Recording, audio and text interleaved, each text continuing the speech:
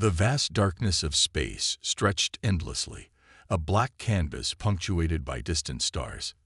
The UEAS Resolute moved with a quiet determination, its metal skin telling stories of countless journeys across the galactic frontier.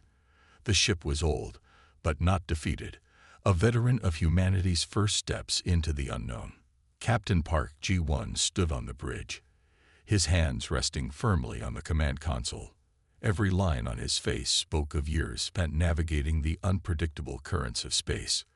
The bridge crew moved with practiced efficiency, each crew member knowing their role without need for unnecessary words. Suddenly, the ship's sensors began to pulse with an urgent rhythm. Kim Hae-jin, the communications officer, straightened in her seat, her fingers dancing across the holographic displays. Her voice cut through the ambient hum of ship systems. "Captain, we've got multiple energy signatures incoming. These are not standard contact readings." Jaiwon's eyes narrowed. He had seen enough unexpected encounters to know that strange readings rarely meant good news. The holographic display flickered to life, revealing a formation of alien vessels that seemed to materialize from the void itself. The alien fleet was unlike anything the human crew had ever encountered. Each vessel was a work of precise engineering. Sleek, angular shapes that looked more like living sculptures than machines. Their hulls gleamed with an unnatural metallic sheen, suggesting technologies far beyond human comprehension. Where human ships were functional and somewhat blocky, these vessels moved with an almost organic grace. The Resolute, by comparison, looked like an aging warrior standing against a legion of advanced warriors. Its hull bore the marks of previous missions, scoring from micrometeor impacts, patches from emergency repairs, and the general wear of decades of space travel.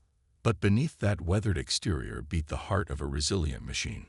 Lieutenant Park Soo-yun, the tactical officer, began running rapid calculations, her screens filled with probability matrices and potential engagement scenarios. "Captain," she reported, her voice steady, "our defensive capabilities are significantly lower than the incoming fleet's offensive potential. We're looking at a 92.7% probability of complete destruction if we engage directly." Captain Jae-won didn't flinch. He had heard such statistics before, and humanity had defied impossible odds countless times. "Battle stations," he commanded, his voice calm but carrying an underlying steel that made every crew member instantaneously alert. The ship's internal systems came alive. Klaxons began a low rhythmic warning. Blast doors sealed, protective shields began charging, and every crew member moved to their designated emergency positions. The Resolute might be old, but it was preparing for a fight. What made this moment extraordinary was not the technological disparity, but the human spirit embodied in that bridge. Each crew member knew the stakes. They weren't just defending a ship. They were representing humanity's right to exist in a universe that seemed indifferent to their survival. The alien vessels continued their approach, their movements synchronized with a precision that suggested a collective intelligence. They didn't just move. They'd flowed like liquid metal, each ship anticipating the movement of its companions with impossible coordination. Captain Jae-won studied the incoming formation. Decades of military training and space exploration had taught him that technology wasn't everything. Adaptability, creativity, and pure human determination could turn the tide of seemingly hopeless encounters. "Prepare non-standard response protocols," he instructed his crew. The phrase was code for something the military training manuals never documented: the ability to improvise, to use their limitations as unexpected strengths. As the alien fleet drew closer, the tension on the bridge became a tangible force. Everyone knew that the next few moments would determine not just their survival, but potentially the fate of human expeditionary forces in this sector of space. The Resolute might have been old, its systems outdated, its technology a generation behind. But it carried something no advanced alien algorithm could predict: the unpredictable, fierce spirit of human survival. And in that moment, as the alien armada approached with calculated precision, The crew of the UES Resolute prepared to show the universe that humanity was not just another species to be cataloged or conquered. The battle was about to begin. Deep within the bowels of the UES Resolute, Chief Engineer Lee Sung-min worked with a determination that bordered on desperation. The engine room hummed with an electric tension, a symphony of whirring machines and crackling electrical connections. Sung-min was no ordinary engineer. He was a magician of mechanics, a wizard of wiring, who could breathe life into the most hopeless of technological situations. Around him, the engine room looked like a battlefield of technology. Panels were open, circuits exposed, and random components lay scattered across work surfaces. Maintenance shuttles, typically used for routine repairs, now sat waiting to be transformed into something entirely unexpected. Sung-min moved between stations with a grace that belied the critical nature of his work. His hands moved quickly, connecting wires that engineering manuals would have declared impossible to combine. Old sensor arrays from previous missions, components that should have been scrapped years ago, now found new purpose. He was creating something entirely new, entirely desperate, and potentially brilliant. "Computer," he called out, "run diagnostic on experimental circuit configuration Alpha 79. The ship's computer responded with a series of warnings and error messages. But Sung-min wasn't interested in standard protocols. He was interested in survival. Years of experience had taught him that rules were meant to be broken, especially when facing extinction. Each connection he made was a calculated risk. Each rewired system, a potential lifeline for the entire ship. The alien fleet approaching was technologically superior in every measurable way. But technology could be outsmarted, systems could be confused. Nearby, a junior engineer watched in a mixture of awe and terror. "Sir," the young woman asked, "are you sure this will work?" Sung-min didn't even look up. "Nothing is sure in space," he muttered. "But we're definitely not going down without making them remember us." His modifications were unconventional. He was essentially creating a technological chimera, a system that combined outdated hardware with experimental software, bridging generations of technological development in a matter of hours. Old communication arrays were being reconfigured to act as defensive interference generators. Maintenance shuttles were being prepared with improvised weapon systems. The ship groaned around him, as if feeling the radical surgeries being performed on its systems. Metal creaked, electrical systems sparked, and for a moment, it seemed like the entire vessel might fall apart from the stress of Sung-min's modifications. But slowly, something remarkable began to happen. Systems that had been dormant for years suddenly flickered to life. Diagnostic screens showed impossible readings, configurations that shouldn't work, but somehow did. It was as if the ship itself was responding to Sung-min's desperate creativity. "We're more than just metal and circuits," Sung-min whispered to the machine around him. "We're survivors." Outside the engine room, the ship continued its approach toward the alien fleet. But inside, a transformation was occurring. Each rewired circuit, each repurposed system was a testament to human ingenuity. They might not have the most advanced technology, but they had something far more powerful: adaptability. The maintenance shuttles, once designed for simple repair missions, now looked like improvised weapons of war. Their simple designs had been enhanced, their purposes completely reimagined. Sung-min had turned them from maintenance tools into potential combat units. As alarms continued to sound, and the ship prepared for potential destruction, Sung-min allowed himself a small smile. The alien fleet might have superior technology, but they hadn't encountered human determination. "We're ready," he said quietly, more to himself than to anyone else. "Let them come." The engine room continued to pulse with life, a heart of technological improvisation, beating within the aging vessel. Whatever was coming, the Resolute and its crew were prepared to face it with everything they had. And in that moment, survival was not just a possibility. It was a promise. The silence of space erupted with electric tension as the alien fleet closed in on the UES Resolute. Each alien vessel moved with mathematical precision, their weapon systems charging with a cold, calculated efficiency. They had encountered countless civilizations before, and each encounter had ended the same way: swift, complete, total elimination. But this human vessel was different. Captain Park J1 watched the approaching Armada through the bridge's reinforced viewing screen. His hands remained steady on the command console, a calm center in the storm of imminent conflict. Around him, the bridge crew moved with a synchronized rhythm, their movements betraying no hint of the terror that might have consumed less disciplined soldiers. The first energy pulse left the alien vessel, a weapon of such advanced design that it had obliterated entire planetary defenses in previous encounters. It was a lance of pure destructive potential, designed to slice through even the most robust defensive systems. But the Resolute was not a standard target. As the energy pulse approached, something unexpected happened. The ship's shields didn't just absorb the impact or collapse. Instead, they shifted. The defensive barrier flickered with an almost organic quality, changing color and molecular density in ways that defied standard physics. The alien weapon found no consistent point of impact. Where a standard shield might have simply blocked or absorbed energy, the Resolute's modified systems did something entirely different. The shield absorbed the energy, then immediately redistributed it across multiple quantum frequencies. It was like watching water flow around a rock. The energy was redirected, fragmented, neutralized.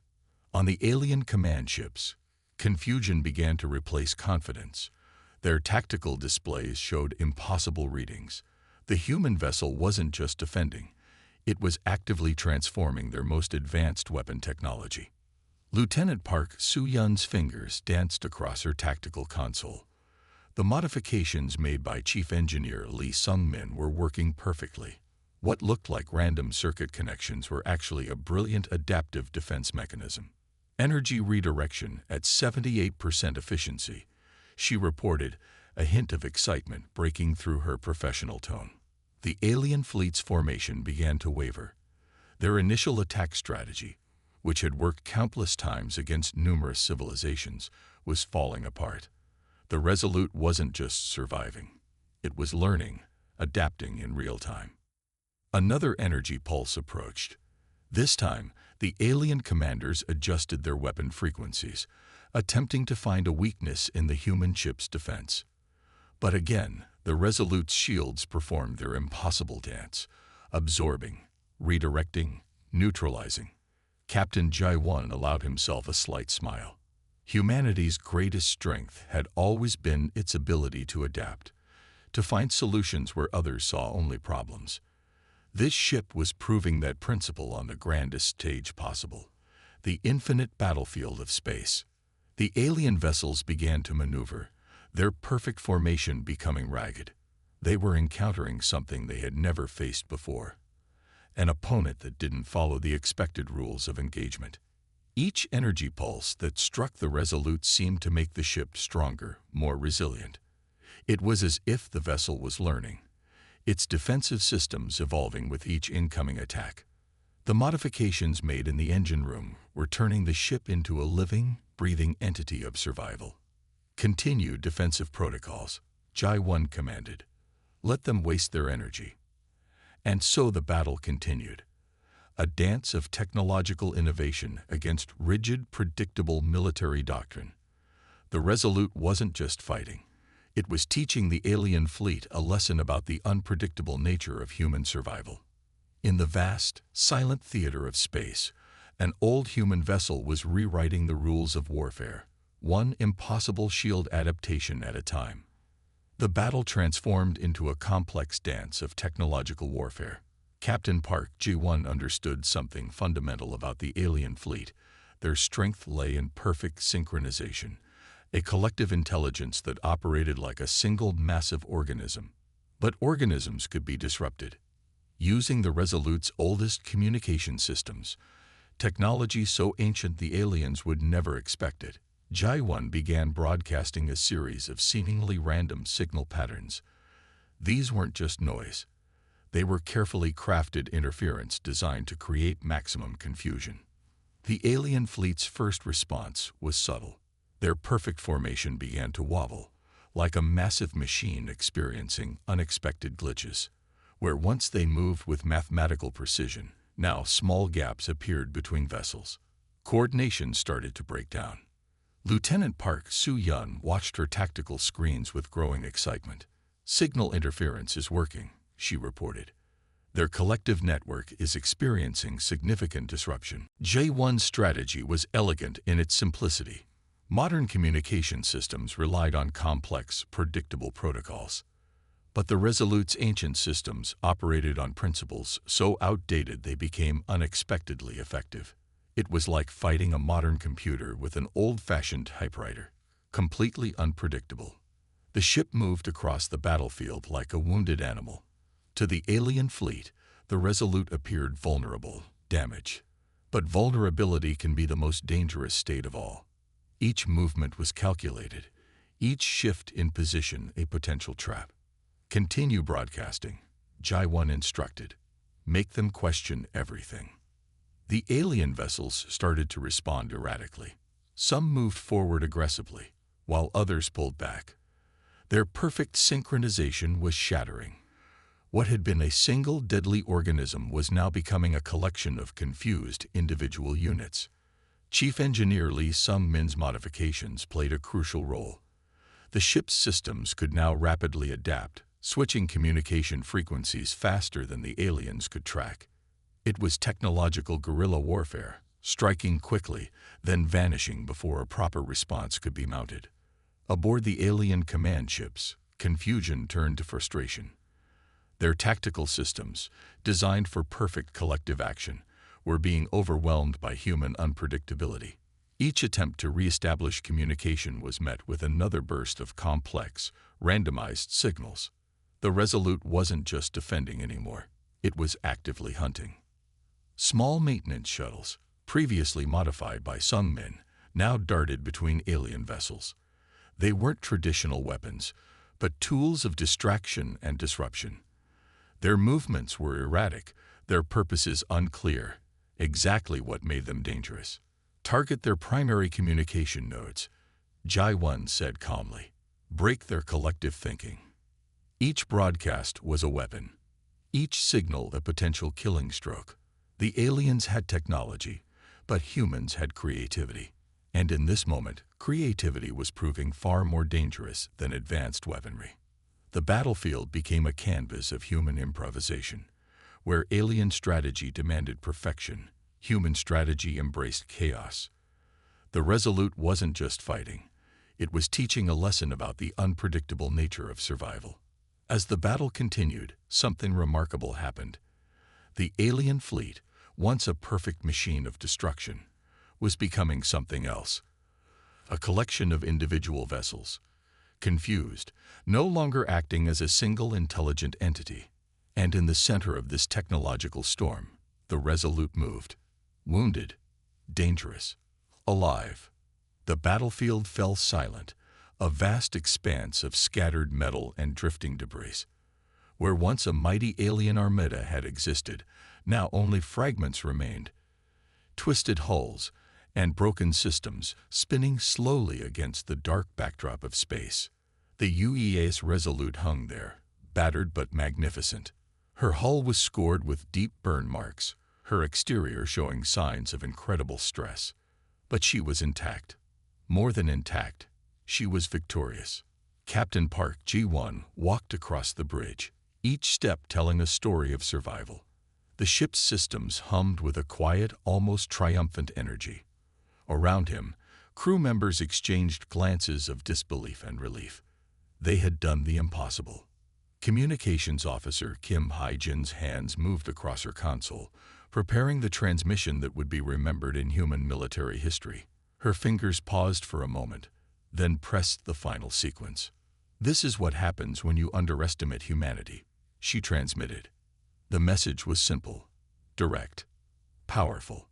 In engineering, Lee Sung-min allowed himself a rare smile. The modifications he had desperately implemented had worked beyond anyone's expectations. Old systems, considered obsolete, had become the key to survival. Maintenance shuttles turned into weapons of disruption. Outdated communication arrays became tools of strategic brilliance. Outside, the remaining alien vessels drifted, no longer a coordinated fleet, but broken fragments of what had once seemed invincible. Their advanced technology lay defeated by human creativity, by the ability to think beyond programmed responses. Lieutenant Park Soo-yun began compiling the battle data. Every sensor reading, every tactical decision would become a case study. Military academies would analyze this engagement for years to come, not because of technological superiority, but because of human adaptability. Captain Jaiwon understood the deeper significance. This wasn't just a battle won. This was a statement about human potential. They had faced an enemy with superior technology, with a seemingly unbeatable strategy, and they had emerged victorious through nothing more than creative thinking and determination. The ship's computer began damage assessment protocols. Surprisingly, critical systems remained functional. Sung Min's emergency repairs and unconventional modifications had ensured the Resolute's survival. Where standard engineering would have failed, human ingenuity had prevailed. Across the galaxy, this transmission would spread. Other potential alien threats would receive a clear message. Humanity was not to be underestimated. As recovery operations began, the crew moved with a sense of quiet pride. They weren't just soldiers or engineers. They were representatives of something larger, the human spirit of survival, of pushing beyond known limitations. The battle had changed everything. Not through advanced weapons, not through superior technology, but through the most human of qualities: adaptability, creativity, and an unbreakable will to survive. The UES Resolute drifted slowly, a scared but unbroken testament to human potential. Her journey was far from over, and somewhere in the vast darkness of space, other challenges awaited. But humanity was ready.